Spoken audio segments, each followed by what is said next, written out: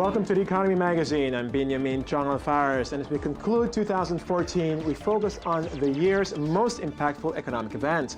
We're joined in the studio by Eran Peleg, Chief Investment Officer of investment management firm Clarity Capital, and Eitan Avriel, co-founder and chief editor of Israeli financial newspaper The Marker. Gentlemen, thanks for joining us. Let's first take a look at a report on undeniably one of the most important events of 2014, the drop in the price of crude oil. Benchmark oil prices in New York have dropped more than 20% this year as crude production in the U.S. reached the highest in 40 years. And as the Obama administration allows more of the ultralight shale oil to be sold overseas, the oil glut grows further and crude continues to sink. One of the biggest economic stories of 2014 has been the dramatic decline in oil prices. From a high of around $115 per barrel in June, crude is trading at about half that now. This has translated into billions of dollars in savings for gas consumers, particularly in the United States. There are a lot of Americans who are living paycheck to paycheck. So when you live paycheck to paycheck and you get a little bit of pump price relief, that gives you a little more spending power, and you're going to spend it. You're not going to necessarily save it. It is North American shale and tar sands fuel that are at the center of the oil price decline, and it is industry from farming to mail carrying to airline passengers that are reaping the benefits. The Wall Street Journal reports that according to the trade group Airlines for America, every penny per gallon shift up or down is equal to a shift of $190 million in yearly fuel expenses. On the other hand, oil-producing countries and competing energy industries are beginning to feel the pinch. Now, clearly the drop in the price of oil is good for certain market players and certainly for consumers, but how long can the global economy continue to support it, Mr. Avriel? Well, first of all, I've not heard a very convincing explanation of why the price of oil dropped so fast and so far. Obviously, it's very clear what's happening. Those who buy oil have a better time. Those who sell oil have a very difficult time. Take Russia, for example.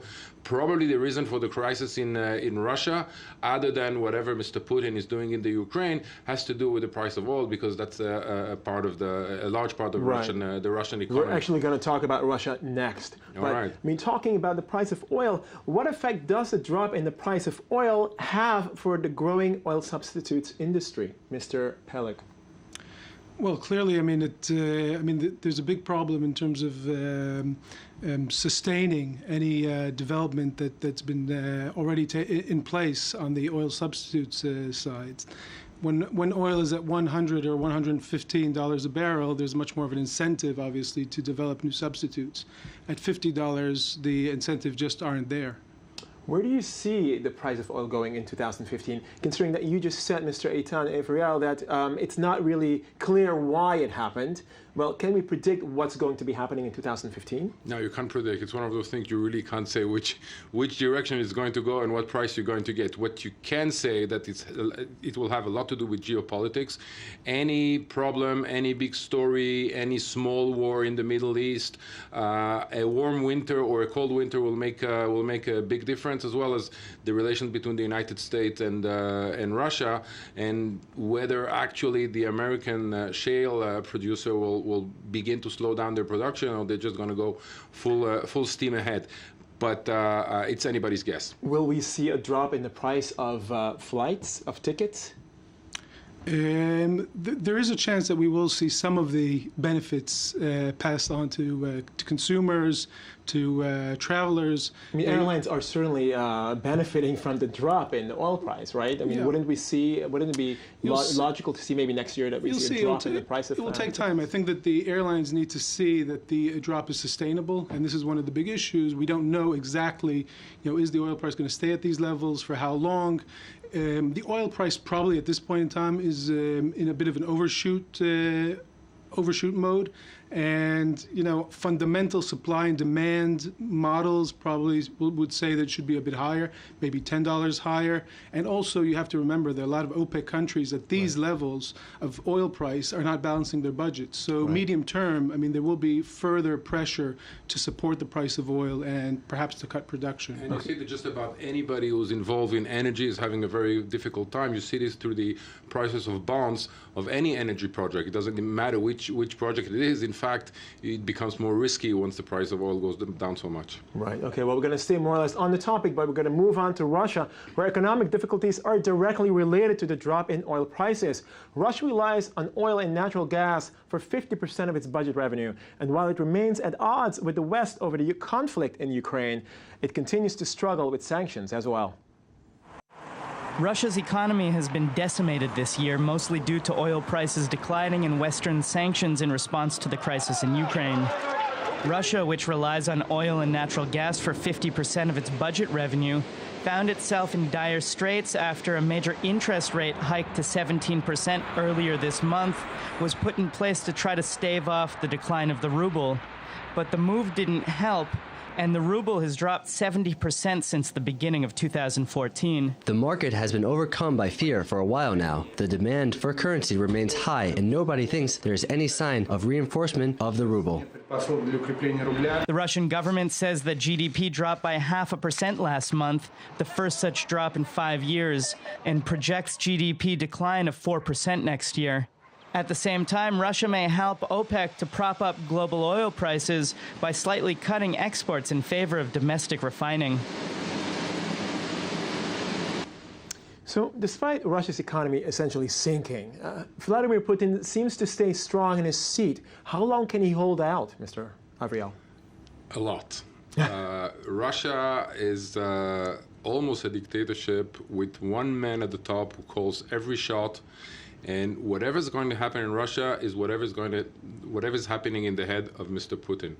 And he has shown, and people in Russia think, that he's a man who is willing to go all the way to almost anything, including some armed conflict, including all kind of strange and situations that maybe were not thought of in the West for the 21st century. And it does not seem that he's going to bend over economic pressure or over a financial issue or even sanction. He's very, very determined. Some people say paranoid.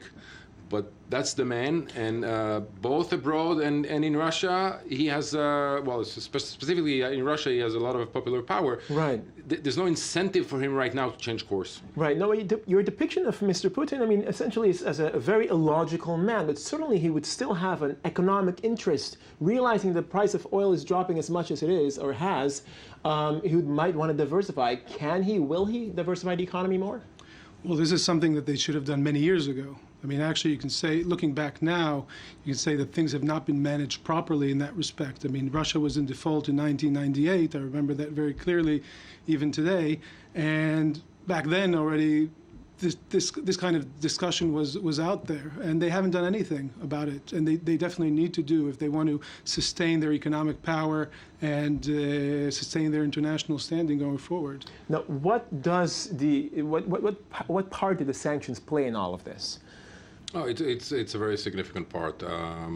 You go on the street of Moscow, you have very little products that are not Russian. Actually, Israeli vegetables are selling very well right now in Moscow because Europeans and other countries are not sending their goods over there. But there's no panic. Prices were very, very high in Russia. You couldn't get a flat, you couldn't get a car, basically, but you had to pay a lot of money.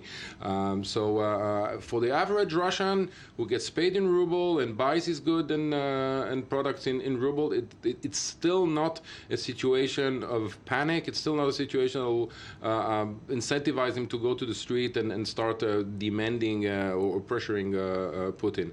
And Putin seems, again, I said that, he seemed very determined to play it, on the big geopolitical stage, and not be bent by financial pressure. Well, Mr. Avriel, Mr. Peleg, I mean, from what I understand, Mr. Putin is, nationalism is obviously a very, very strong power behind Russia. Where do you see Russia going from here? 2015. What does 2015 have in store for Russia? I think from an economic perspective, definitely Russia is going to continue to be in a crisis for a long time. I think even Putin said in the recent press conference, expect this to continue for 2 years. a point that's important to make is actually that Russia was already weak. The economy was already weak before the recent drop in the oil price. It's been already close to recession before that. Right. So it's not like they were, things were booming in Russia, and now they need to deal with a completely new situation. Clearly, the drop in the oil, the collapse of the ruble, has put them into a crisis situation. But it's already been there before. 2015, I think Russia is a big wild card for the global economy and from a geopolitical perspective. Right. Will Russia, given what you've just said, will Russia respond maybe aggressively to the pain that's been inflicted on it by the so-called West? The Russians have had a very hectic history. They are a people who know how to endure hardship, and the government is basically trying and not doing a very bad job at managing this crisis. They are reacting, they're raising interest rate, they're bailing banks. Whatever has been done in the United States in the financial crisis, they're doing now for themselves. When the price of oil recovers from any sort of reason, and it does fluctuate, so you go down, but you also go up at a certain point of time, the Russian economy is also going to rebound at least a little bit. So I don't think we're going to see any crisis or something we have not seen before. Sort of more of the same, could be a little bit worse. There's more channel, will be a little bit better. Okay, well, we're going to take the discussion a little closer to home, as gas plays a central role in Israel as well, where the antitrust regulator threatened to break an American-Israeli group's hold on the country's gas resources. Israel has had a challenging year, seeing its rating outlook move from positive to stable last month and bearing witness to the saga of who will control one of the world's biggest offshore gas fields, Leviathan, and its smaller counterpart to the south, Tamar. Now regulators have their sights set on breaking up the monopoly held by Israel's Deco Group and American Noble Energy. Meanwhile, the business sector says 18% sales tax is to blame for the high cost of living, a central issue in the country with 20 to 30% of the population living in poverty. One response was from former Finance Minister Yair Lapid, who put forward a plan earlier this year which faltered for 0% sales tax for some first-time home buyers. Prime Minister Netanyahu tried his own 0% sales tax plan on certain foods. And elections are on their way this spring, which may be cause for economic concern too. Israel is facing a second round of elections in 2 years. These are bad news for Israel and for its economic. Strong leadership is crucial nowadays.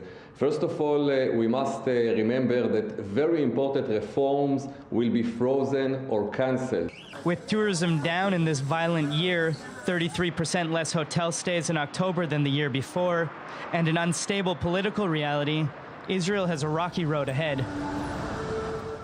Mr. Peleg, well, we've seen that the Israeli economy has been slowing down for a while. What exactly is the main event this year that has had the most impact on the Israeli economy? Well, I don't think it's just one event. I mean, I think the economy has been already slowing for 1 or 2 years. Part of that is kind of part of the global story. Obviously, global growth has not been very strong. But Israel is also amongst those countries, very much the emerging economies that have actually fared well in 2008 and have actually started to raise interest rates afterwards, maybe with a mistaken fear of rising inflation, and have more recently started to slow. These things have now been exacerbated by additional events. I mean, we've had the military conflict with Hamas in Gaza. I don't think that has had a very local impact on the economy, but not a major one. Most of the drivers already been in place for a while. And in terms of the gas, I mean, where do you see the situation with the gas? Is it right for the antitrust regulator to come in and break up this monopoly, if you want? Well, absolutely. There's no question, and every expert is saying that the price of gas in the Israeli market, and because of that, the price of electricity and goods in the Israeli market is way too high. The production price in terms of heat of the gas is about $2, and it's sold for about $6. So right. That's a really big difference, and it seems very logical that a price should be reached maybe in the middle of that, say $4 right. Would sound more, and that will have a lot of effect on everybody bill. For that, you need one of two things. You need either a competitive market in the gas sector, or you need to have some kind of price control.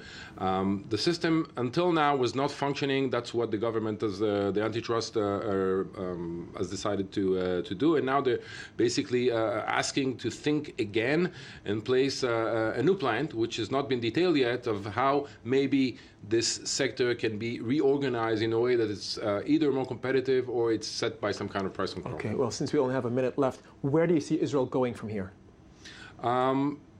Israel has been, in the past, it's been running after the West. It basically caught up, and now it's sort of stuck with the general growth of the global economy. It can't go much faster without doing some very serious reforms, and over some of these reforms, the government has basically fallen, and unless there's a strong government that implements those reforms, we're going to get the same. Well, we're going to have to end here. Thank you very much, Mr. Eitan Alfrial from The Marker and Eran Peleg from Clarity Capital. Thanks for joining us. I'm Benjamin Chalon-Faris. Thanks for watching the end of your special of The Economy magazine, and join us again next year. Thank you.